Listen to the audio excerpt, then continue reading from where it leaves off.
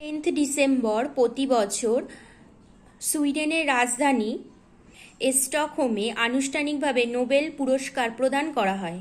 1896 সাল থেকে এই পুরস্কার দেওয়া হয়।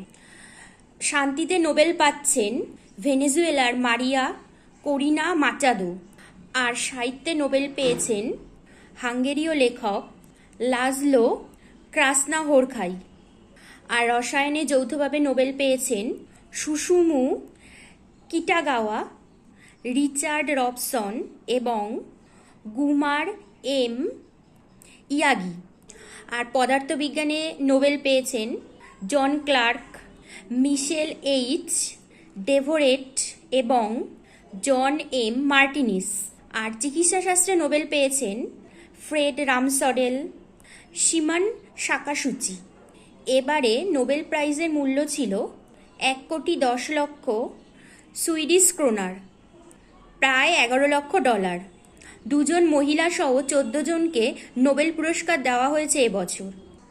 এই ছিল নোবেল পুরস্কার বিজয়ীদের নাম নিয়ে সংক্ষিপ্ত আলোচনা। ভিডিওটা যদি তোমাদের ভালো লেগে থাকে অবশ্যই লাইক, শেয়ার অ্যান্ড সাবস্ক্রাইব করতে ভুলো না।